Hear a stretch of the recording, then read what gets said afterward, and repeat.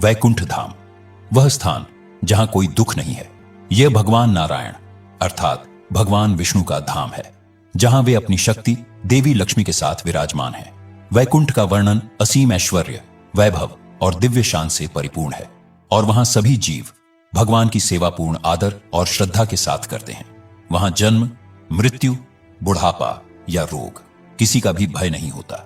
महान योगियों, ज्ञानियों और पुण्य आत्माओं के लिए यही अंतिम गंतव्य माना जाता है। वहां पहुंचना ही मुक्ति है। अधिकांश लोगों के लिए यह यात्रा यहीं समाप्त हो जाती है। वे मान लेते हैं कि वैकुंठ से ऊपर कुछ भी नहीं है, लेकिन वैष्णव परंपरा के गूढ़ ग्रंथ एक और भी गहरे रहस्य की ओर संकेत करते हैं। वे बताते हैं कि वैकुंठ की इस महिमा और वैभव के भी ऊपर एक और धाम है, एक ऐसा गुप्त लोक जो भगवान का सबसे अपना, सबसे मधुर और सबसे उच्चतम निवास है। तो आखिर वैकुंठ के भी ऊपर क्या है? ब्रह्मवैवर्त पुराण और गर्ग संहिता जैसे ग्रंथ स्पष्ट रूप से बताते हैं कि वैकुंठ से भी करोड़ों योजन ऊपर भगवान श्री कृष्ण का अपना धाम गोलोक वृंदावन स्थित है। यह सभी लोकों में सर्वोच्च है, इसके ऊपर कुछ भी नहीं। यह वही स्थान है जहां भगवान अपने वास्तविक दो भुजाओं वाले रूप में, एक ग्वाले के रूप में, अपने सबसे प्रिय भक्तों के साथ सदा निवास करते हैं। अब प्रश्न उठता है कि गोलोक वैकुंठ से श्रेष्ठ क्यों है? इसका उत्तर रस या भाव के अंतर में छिपा हुआ है।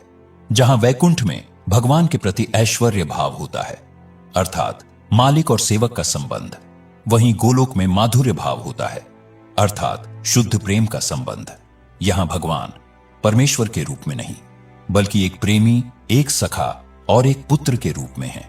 यहां गोपियां उन्हें अपने प्रियतम मानकर प्रेम करती हैं। ग्वाल बाल उनके साथ मित्रों की तरह क्रीड़ा करते हैं, और माता यशोदा तथा नंद बाबा उन्हें अपने बालक के रूप में स्नेह देते हैं। गोलोक में न भय है, न औपचारिकता। यहां केवल और केवल निष्कलंक, निश्चल और गहन प्रेम का ही राज्य है। ब्रह्म संहिता में गोलोक का वर्णन एक विशाल कमल के समान किया गया है, जिसकी पंखुड़ियों की भांति अन्य सभी वैकुंठ लोक स्थित हैं, और स्वयं गोलोक उस कमल का केंद्र है। यह धाम अपनी ही दिव्य आभा से प्रकाशित है। इसे सूर्य, चंद्रमा या अग्नि के प्रकाश की आवश्यकता नहीं, जैसा कि भगवान भगवत गीता 15.6 में कहते हैं, न तद्भासयते सूर्यो न शशांको न पावका यद्गत्वा न निवृत्तन्ते तद्धाम परमं मम। अर्थात मेरा वह परम धाम न सूर्य से प्रकाशित होता है, न चंद्रमा से, और न ही अग्नि से। जो वहां पहुंच जाते हैं वे इस भौतिक संसार में पुनः कभी नहीं लौटते। गोलोक की भूमि चिंतामणि रत्नों से निर्मित है। वहां के वृक्ष कल्प वृक्ष हैं, जो हर इच्छा को पूर्ण करने में समर्थ है, और वहां का जल अमृत के समान है। वहां असंख्य सुरभि गायें हैं, जो दूध की नदियां प्रवाहित करती हैं। वहां प्रत्येक शब्द एक गीत है, प्रत्येक कदम एक नृत्य है, और भगवान की बांसुरी की ध्वनि चारों ओर निरंतर गूंजती रहती है, जो सभी को परमानंद में निमग्न कर देती है। यही वह शाश्वत वृंदावन है, जहां राधा और कृष्ण अपनी दिव्य लीलाओं में सदा रमे रहते हैं। शास्त्रों के अनुसार गोलोक धाम 3 भागों में विभाजित है, जो भगवान श्री कृष्ण की पृथ्वी पर प्रकट लीलाओं को दर्शाते हैं: गोकुल, मथुरा और द्वारका। गोकुल वृंदावन यह गोलोक का सबसे निकट और मधुर भाग है। यहीं भगवान की बाल लीलाएं और गोपियों के साथ रास लीलाएं सदा चलती रहती हैं। यहां केवल वही आत्माएं प्रवेश करती हैं जिनके भीतर माधुर्य भाव, अर्थात सखा, ममता या प्रेम का भाव जागृत हो चुका है। यही गोलोक का हृदय है। मथुरा यह गोकुल की अपेक्षा थोड़ा कम निकट है। यहां भगवान की शक्ति और ऐश्वर्य का प्राकट्य होता है, जैसा कि कंसवध और अपने माता पिता को बंधन से मुक्त करते समय उन्होंने प्रदर्शित किया। यहां भक्त भगवान की उपासना उनके राजसी स्वरूप में करते हैं। द्वारका यह गोलोक का बाह्य भाग है, जहां भगवान एक राजा के रूप में अपनी रानियों के साथ निवास करते हैं। यहां का ऐश्वर्य वैकुंठ के समान है, और यहां भक्त भगवान की सेवा पूर्ण आदर और मर्यादा के साथ करते हैं। यह विभाजन यह दर्शाता है कि भगवान प्रत्येक भक्त के भाव के अनुसार उससे संबंध स्थापित करते हैं। जो जिस भाव से उन्हें स्मरण करता है वे उसे उसी रूप में दर्शन देते हैं। अब आते हैं उस सबसे महत्वपूर्ण प्रश्न पर कि इस परम धाम गोलोक वृंदावन तक पहुंचा कैसे जाए। क्या बड़े बड़े यज्ञ, कठोर तप या गहन ज्ञान? हमें वहां पहुंचा सकते हैं? शास्त्रों का उत्तर स्पष्ट है, नहीं। ज्ञान और तपस्या साधक को ब्रह्मलोक या ब्रह्म ज्योति तक पहुंचा सकते हैं, और शुभ कर्म स्वर्ग तक ले जा सकते हैं। वैकुंठ तक पहुंचने के लिए भी विधि युक्त भक्ति की आवश्यकता होती है, लेकिन गोलोक का द्वार केवल एक ही कुंजी से खुलता है, और वह है रागानुगा भक्ति, अर्थात बिना किसी शर्त के, बिना किसी स्वार्थ के, केवल और केवल शुद्ध प्रेम।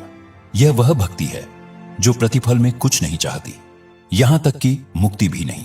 इसका एकमात्र उद्देश्य है अपने भगवान को प्रसन्न करना। यह वही प्रेम है जो गोपियों ने प्रदर्शित किया, जिन्होंने भगवान श्री कृष्ण के लिए समाज के नियम, पारिवारिक बंधन और अपनी प्रतिष्ठा तक सब कुछ त्याग दिया। स्वयं भगवान भगवत गीता के अंतिम और अत्यंत गोपनीय श्लोक 18.66 में इस मार्ग का रहस्य प्रकट करते हैं। सर्वधर्मान परित्यज्य मामेकम शरणम व्रज अहम त्वा सर्व पापेभ्यो मोक्षयिष्यामि मा शुचा, अर्थात सभी प्रकार के धर्मों का परित्याग कर केवल मेरी शरण में आओ, मैं तुम्हें समस्त पापों से मुक्त कर दूंगा, शोक मत करो। यही एकमात्र शरण गोलोक का मार्ग है। इसका अर्थ है अपने मन, बुद्धि और अहंकार को पूर्णतः भगवान के चरणों में समर्पित कर देना, और उनके प्रेम तथा उनकी सेवा को ही अपने जीवन का परम लक्ष्य बना लेना। यदि यह ज्ञान आपके हृदय को स्पर्श कर रहा है और आप भगवान की भक्ति के इस मधुर मार्ग के विषय में और जानना चाहते हैं, तो हमारे चैनल को अभी सब्सक्राइब अवश्य करें, ताकि आप हमारी आने वाली आध्यात्मिक यात्राओं से वंचित न रहें। कलयुग में इस भक्ति को प्राप्त करने का सबसे सरल और प्रभावी मार्ग नाम संकीर्तन बताया गया है, अर्थात भगवान के पवित्र नामों का जप। हरे कृष्ण कृष्ण कृष्ण हरे हरे, हरे राम राम राम हरे हरे। शास्त्रों के अनुसार इस कलयुग में जब अन्य मार्ग अत्यंत कठिन हो जाते हैं, केवल प्रेम और श्रद्धा के साथ भगवान के नाम का जप करने से ही मन शुद्ध होता है और हृदय में कृष्ण प्रेम जागृत होता है। और जब यह प्रेम की पुकार सच्ची और गहन हो जाती है, तब स्वयं भगवान उस आत्मा को अपने नित्य धाम गोलोक वृंदावन की ओर आकर्षित कर लेते हैं। तो आज हमने शास्त्रों के माध्यम से एक अद्भुत यात्रा की। हमने जाना कि किस प्रकार वैकुंठ के ऐश्वर्य से भी परे भगवान श्री कृष्ण का एक अपना मधुर और सर्वोच्च धाम है, जिसे गोलोक कहा जाता है। और सबसे महत्वपूर्ण बात, हमने यह रहस्य समझा कि इस परम धाम का मार्ग किसी कर्मकांड, ज्ञान या कठोर तपस्या से नहीं, बल्कि केवल सच्चे और निस्वार्थ प्रेममयी भक्ति से खुलता है। यह एक गहन आश्वासन है कि भगवान का धाम कोई दूर स्थित स्थान मात्र नहीं, बल्कि हमारी चेतना की एक अवस्था है, जिसे कोई भी कहीं भी अपने हृदय में शुद्ध भक्ति जागृत कर प्राप्त कर सकता है। गोलोक की यात्रा बाहर नहीं, बल्कि भीतर से प्रारंभ होती है, जब मन को संसार से हटाकर भगवान के कमलवत चरणों में स्थिर किया जाता है। यह ज्ञान हमें प्रेरित करता है कि हम अपनी जीवन यात्रा को केवल सांसारिक लक्ष्यों तक सीमित न रखें, बल्कि उस शाश्वत प्रेम और आनंद की खोज करें जो हमारा वास्तविक स्वरूप है और जो हमें हमारे वास्तविक घर गोलोक धाम की ओर वापस ले जा सकता है। यदि यह वीडियो आपके हृदय तक पहुंचा हो, तो इसे अपने मित्रों और परिवारजनों के साथ अवश्य साझा करें, ताकि वे भी इस दिव्य ज्ञान का अनुभव कर सकें। और ऐसे ही गहन आध्यात्मिक रहस्यों को जानने के लिए हमारे चैनल को सब्सक्राइब करना न भूलें।